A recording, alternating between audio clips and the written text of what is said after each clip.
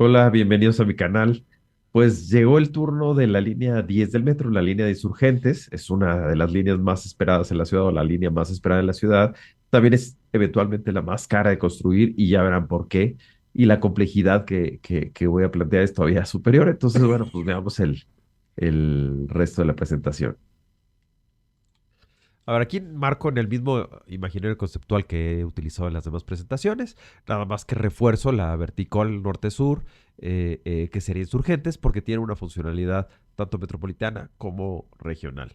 Es la línea más esperada. Los planes maestros del metro, los programas maestros del metro han previsto una línea para Insurgentes y en particular el del 96 le asigna el número 10 en la zona de Eulalia Guzmán, eje 2 Norte, en el límite de Tlatelolco, digamos, hasta el Estadio Olímpico México 68. En la propuesta analizamos las posibles escenarios de instrumentación del tren bajo Insurgentes y sus implicaciones regionales. La línea puede tener muy buen impacto en la ciudad, pero no puede ser de las mismas características de las líneas neumáticas 1 a 9 y B, sino más parecida al tren suburbano o al interurbano, es decir, férrea, alimentación aérea, trenes anchos, de 200 metros de largo, compatibles con los trenes regionales, la misma tensión eléctrica, etcétera. En el análisis de la línea 10 hay que considerar también dos cosas. El rol del Metrobús, que hacemos, lo quitamos o lo dejamos, y el rol de la estación en Buenavista. Hace unos años, hace 10, 11 años, preparé este esquema para distintos foros en los que se analizó qué hacer con la conexión al aeropuerto, qué hacer con el viejo aeropuerto, el AICM, cuando se hiciera el de Texcoco, cuando se terminara el de Texcoco. Bueno, y mi planteamiento era, hagamos las líneas 10 y 11 del metro, la línea 10 sobre Insurgentes, la línea 11, que sería una especie de U de satélite a Martín Carrera, y en algunos tramos que tenga doble vía de cada sentido, es decir, cuatro vías en total, para que pueda haber servicios express. Entonces esto nos permitiría muy simplemente tener un servicio de Perisur directo al aeropuerto o del Auditorio Nacional directo al aeropuerto. Esto seguiría siendo válido e incluso más necesario para el aeropuerto de Santa Lucía, para la IFA. Entonces, bueno, retomo de alguna manera esto en la propuesta para la línea 10 del metro. A ver, ¿qué hacer con el Metrobús? Pues hoy día tenemos paradas más o menos cada 300, 500 metros versus lo que tendría el metro, cada 800, 1200 metros, ¿no? Aproximadamente. Entonces, perderíamos este nivel de contacto. Sin embargo, pues hay dos escenarios principales. Uno es dejamos el Metrobús tal cual y solo operamos con un servicio expreso. Entonces, digamos, el servicio expreso va de Indios Verdes a Caminero, igual que el Metrobús, solo que pues tiene un número mucho más limitado de paradas. Aquí le puse 9, pues, un estudio te diría cuántas hay que hacer. Y el Metrobús se queda con el resto de las paradas. Y entonces quien tiene necesidad de un viaje rápido, pues va a ser una combinación Metrobús, Metro, Metrobús, ¿no? Sin duda. Ahora, el otro escenario es desmantelamos el Metrobús y nos quedamos con un servicio de Indios Verdes a Caminero con paradas más o menos cada kilómetro, ¿no? ¿Y qué hacemos con el carril? ¿No? Entonces aquí hay un planteamiento de que el carril se ocupa por coche, pero el segundo carril que hoy es ocupado por coche se libera para generar un carril de amortiguamiento. ¿A qué me refiero con amortiguamiento?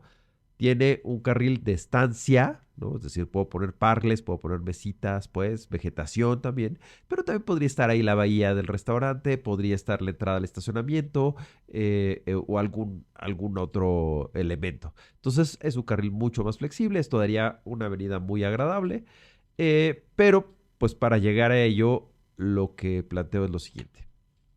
Dos etapas, los puse al revés intencionalmente. La, las puse al revés porque la etapa que visualizo es la 2, que son dos túneles, o sea, cuatro vías, donde no importa la ubicación de las estaciones. Yo aquí puse en naranja como si fuera el metro y en verde el expreso. Es probable que convenga que sea al revés. O un túnel lleva el expreso y el otro túnel lleva el metro. No importa eso. Lo importante es que para llegar a esto, en la etapa uno hacemos un túnel que opera el servicio express y luego hacemos el otro túnel que ya va a operar el metro. Entonces, el Metrobús puede seguir operando en la primera etapa, pero ya para la segunda etapa desmantelamos y pasamos a este escenario, ¿no? Al diseño de Insurgentes para el metro. Ahora, el planteamiento es, eh, para llegar a esto, o sea, esto es una visión de trenes regionales. ¿Por qué una visión de trenes regionales? Esta lámina ya la había yo presentado en algunos otros videos, particularmente en el primero, el conceptual. Y esa lámina lo que muestra es que hay un servicio con mayor separación, más parecido al suburbano, en la zona norte, a partir de Indios Verdes, y hay un servicio puntual, ¿no? Que es el metro, que está marcado ahí en naranja. El tren expreso, pues estaría empezando mucho más al norte y el metro estaría empezando en Indios Verdes en esta perspectiva. No es la única posible. Aquí también retomo esta lámina. Podría haber otra perspectiva en donde puedo yo poner más paradas a lo mejor en la zona de Catepec, ¿no? Sí, pues eso es una postura discutible y podría hacerle un diseño de rebases en estaciones, ¿no? Entonces operar con 4 vías en donde sea más necesario operar con 4 vías continuo, pero hacer rebase en estación, lo cual implica cuatro vías, pero en la estación, ¿no? Eh, Aquí vemos el esquema, sobre todo el lado izquierdo, de si nosotros llevamos toda la operación en la vía de Huehuetoca, Lechería, Buenavista, el tren Querétaro, México, o el Guadalajara, México, o el Monterrey, o el Nogales, viene rápido, pero a la hora de que llegue a Huehuetoca se va a topar con los trenes de adelante, ¿no? O sea, si ya llega el suburbano hasta Huehuetoca, pues ahí le va a estorbar ese suburbano. Si no, a partir de Cuautitlán. Y a partir de Lechería se refuerza porque hay dos suburbanos, el de la IFA y el de Cuautitlán, o el de Lechería. Y entonces va mucho más lento hacia Buenavista porque va a haber otro tren adelante. Va a tener que ir a la misma velocidad. Y tal vez no pare, pero le va a complicar la operación. Entonces lo que estoy planteando aquí es un bypass.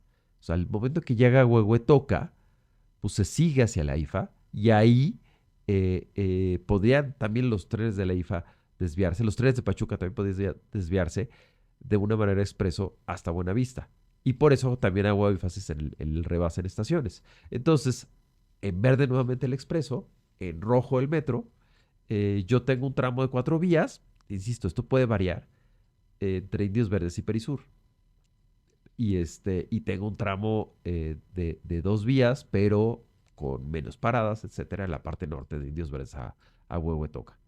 Visto esto, con el otro planito que les había mostrado, fuente Google, por supuesto, ¿no? Así, muy identificable, eh, pues es en naranja donde están las 4 vías y en verde donde solo están las 2 vías. Y esto también da viabilidad a la IFA, permitiendo una conexión directa y rápida desde el sur de la Ciudad de México. A ver, para el sur de la Ciudad de México es muy difícil llegar a la IFA.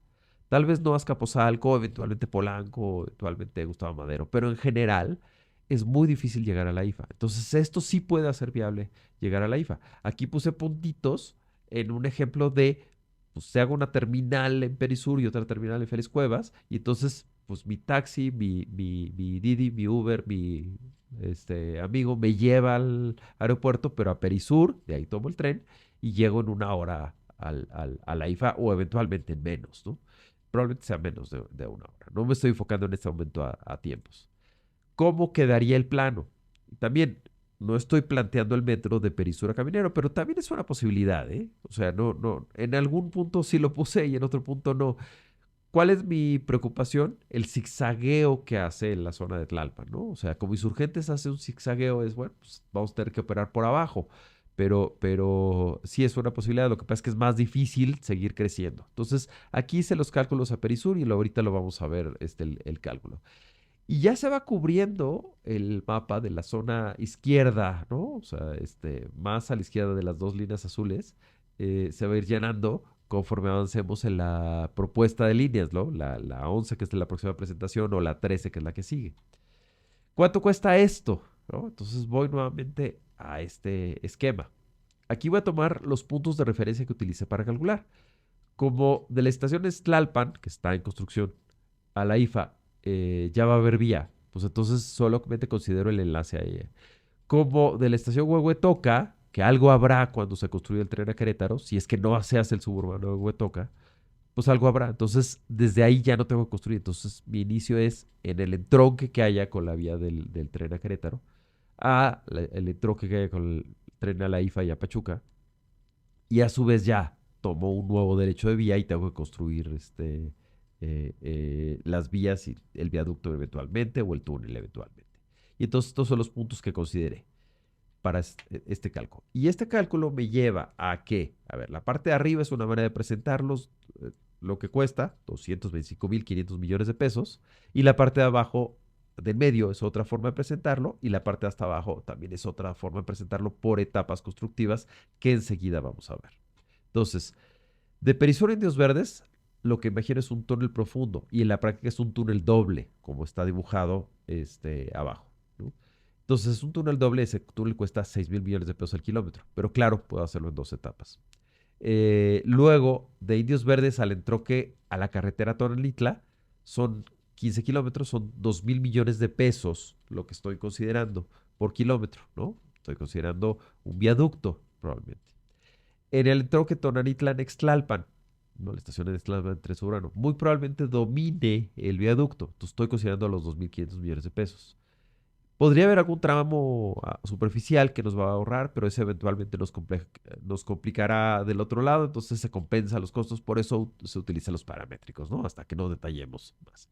Nextlalpan, Huehuetoca, sería eventualmente superficial, entonces se abarata, pero quizá tenga algunas dificultades, como les decía. Ahora, a veces también lo que va a variar los parámetros es, pues, qué tantos trenes ocupamos, ¿no? Entonces, como el metro ocupa más trenes que un tren que pasa cada 6 minutos, cada 15 minutos, entonces también eso nos podría abaratar algún componente, lo que sea, ¿no? Pero, en términos generales, 68.8 kilómetros es lo que hay que construir. Si nosotros hacemos solamente el expreso de la raza Miscuac, pues eso nos permite desahogar un poco el tren suburbano, pues eso cuesta 11.9 kilómetros a 3.000 millones de pesos, 35.700. Y así pueden ir poniendo pausas si quieren detallar, ¿no? Luego hago el expreso de Río Miscuac a Perisur, pues son 7.6 kilómetros adicionales, 22.000 millones de pesos. El expreso de la raza a Indios Verdes, pues son 14.100 millones de pesos. El expreso de Nextlalpan a Indios Verdes, viaducto, entonces son 53.600 millones de pesos. De Huehuetoca a Nextlalpan, son 26.700 millones de pesos. De la raza Perisur ya hacer la línea puntual, pues son 58.500 millones de pesos. Y si luego hago el tramo de Indios Verdes, 14.100 millones de pesos. Y en total llego a los 225.500 millones de pesos. ¿Cuánto es esto en dólares? Pues son 10.000, 11.000 millones de dólares en conjunto. Pero en la práctica es como si hiciéramos dos líneas, no una.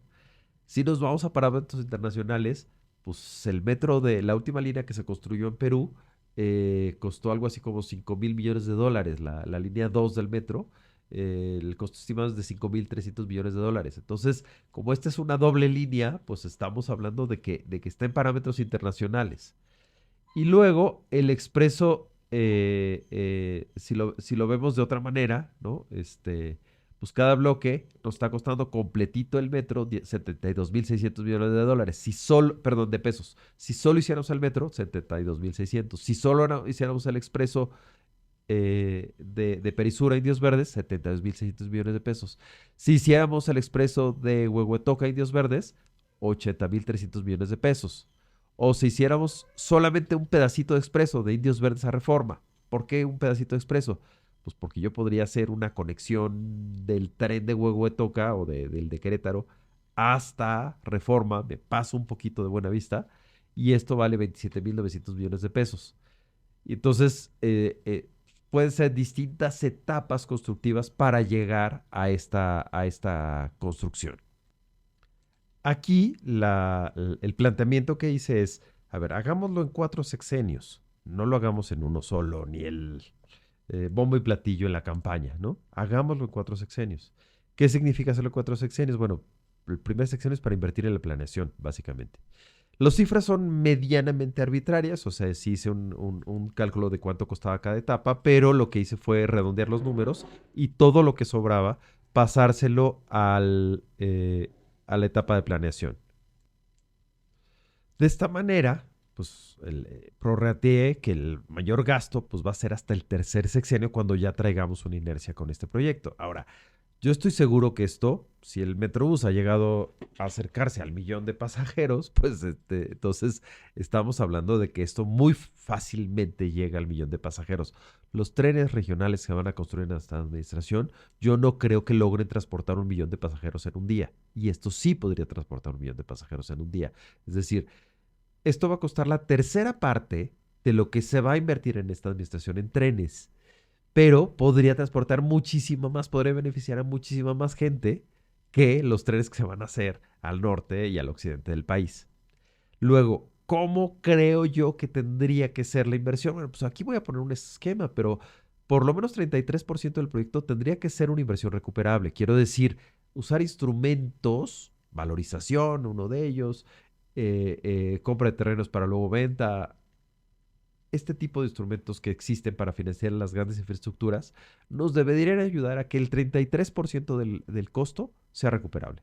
Y eso se planea en el sexenio 1. O sea, si el sexenio 1 sabe planear qué hacer con los terrenos, qué política adoptar con impuestos o con otras herramientas, nos vamos a ahorrar un 33%, ¿no? No le va a costar al presupuesto ordinario. El 33% siguiente, pues por inversión federal, y luego el otro 33% de las administraciones locales. Como la Ciudad de México la más beneficiada, 22%, pero el Estado de México por supuesto que sería muy beneficiado, entonces 11%. Y eso cada uno es no recuperable, pero buscar que una parte sí sea recuperable como parte de la inversión. Y eso se logra con la planeación financiera. Uno de los grandes errores que cometemos en México es que por las prisas no hacemos una planeación financiera. Lo que yo propongo para la línea desde el metro es centrarnos en una planeación financiera para que las cosas salgan más baratas. Y el caprichito de llevar los trenes hasta Nogales o a Laredo en una sola administración, pues eso lo vamos a pagar los contribuyentes. Ahora, regionalmente, y esta lámina también la habían visto, regionalmente lo que yo estoy planteando aquí es que la vía en rojo es la que está ya operando parcialmente o en construcción, se va a saturar y entonces la vía azul que queda a un lado, en el círculo verde, es la que nos va a servir de bypass. ¿Por qué especular sobre el crecimiento de la red del metro? Esto también es un poquito lo que yo he estado haciendo en estos videos. Yo creo que hay que hablar del tema. Y entonces, en esta ocasión lo que creo es que hay una ventana de oportunidad porque la saturación de la vía del tren suburbano y la saturación de Buenavista nos van a ayudar a empujar que suceda la línea desde el metro con una estrategia quizá parecida a lo que estoy planteando, ¿no? O sea, una línea que se construya por etapas, pero que tenga financiamiento federal, que a su vez tenga soluciones regionales, pero que tenga soluciones también locales. Y y creo yo que pues, sí va a haber una saturación de la vía y va a haber una saturación de la estación Buenavista.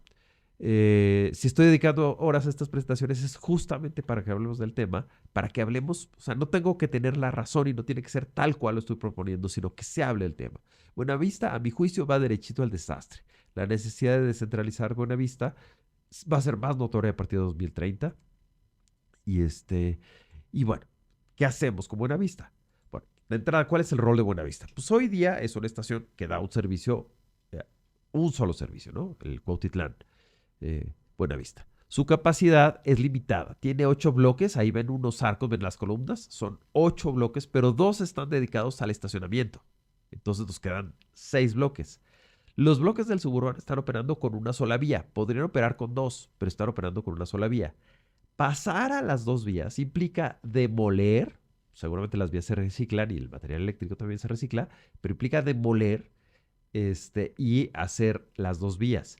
Hay unos andenes que sí tienen dos vías, o unos bloques que sí tienen dos vías, pero estamos hablando de que en el mejor de los casos cabrían 12 trenes simultáneamente, pero en la práctica podría caber menos trenes simultáneamente. Entonces, con el servicio a la IFA, que se está por iniciar, a Pachuca, que se pues, va a quedar relativamente rápido, a Querétaro, y luego a Guadalajara y Monterrey, entre otros, la terminal Buenavista terminará saturada.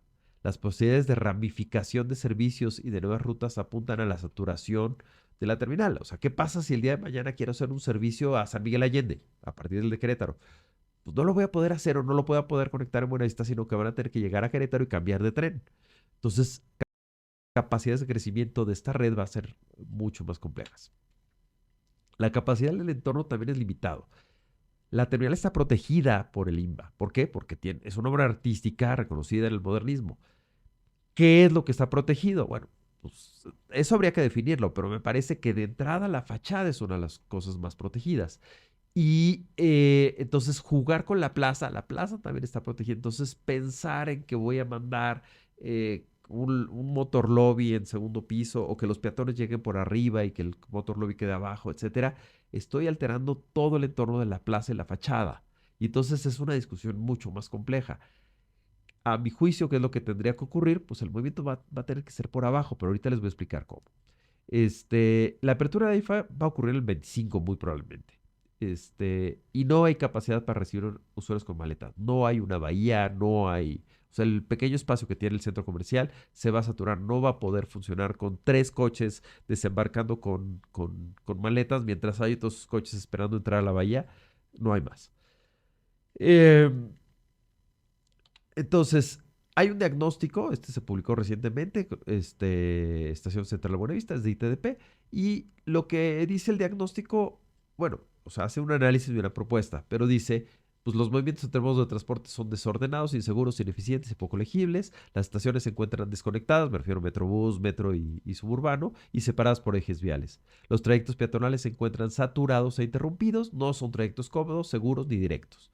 Hay baja calidad del espacio público y hay alta percepción de inseguridad. No solo es la estación Buenavista en sí, sino la colonia Buenavista, la parte de enfrente, que es Santa María de la Ribera, la parte que está al norte, que es Nonualco. Entonces, todo este conjunto, la Guerrero, todo este conjunto nos da un espacio inseguro con mal espacio público, etcétera. La extensión a la IFA es un riesgo inminente. Implica la urgencia de incrementar la capacidad de la estación. Y en el entorno hay viviendas deshabitadas y también solo se utiliza un piso en muchos terrenos o 2 pisos en otros terrenos.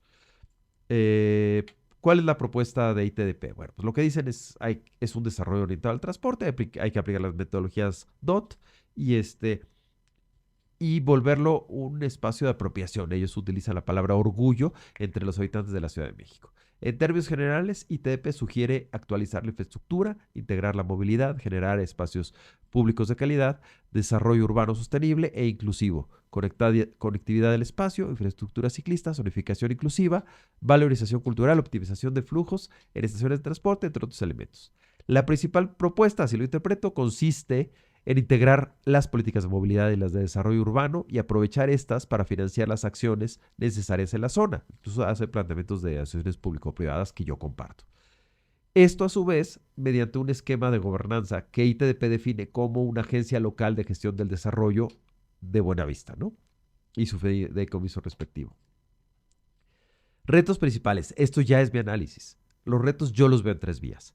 Uno, es el acceso de usuarios del transporte público, incluyendo el acceso peatonal y ciclista. Es decir, cómo me muevo a la estación humanista y a las otras estaciones de Metrobús, Metro, etc. Dos, el acceso de viajeros en taxi o vehicular por aplicación o en automóvil propio. Alguien me lleva o yo estaciono mi coche en el centro comercial. ¿Y cómo hago para llegar con maletas? Y el 3 es la capacidad de recepción de los propios trenes y los pasajeros en andenes y la estación, de la que ya he hablado en este video y que también tenemos menos elementos para evaluar, ¿no? El número estimado de usuarios, pues son los análisis que están haciendo ahorita los planeadores del tren.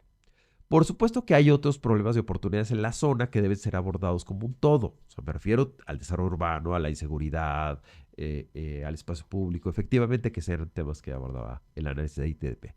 Pero también hay predios privados y públicos que deben desarrollarse para poder pagar los 3 retos mencionados. El estudio de ITP hace mucha referencia a la vivienda asequible. Yo no centraría tanto el tema en la vivienda asequible.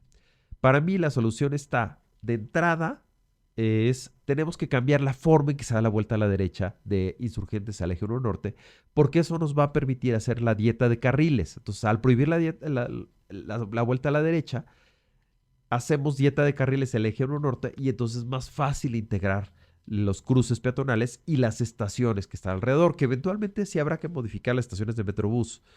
Luego, con obras en los predios del Suburbia y de Walmart, el corrector de estilo no lo había detectado. Se puede hacer un remetimiento de los paramentos en Insurgentes y con eso crea un carril que se soterre y que atraviese estos predios y que atraviese el paradero para salir por ahí con los coches hacia el eje 1 norte. De esta manera resolvemos la vuelta a la derecha. Punto 4.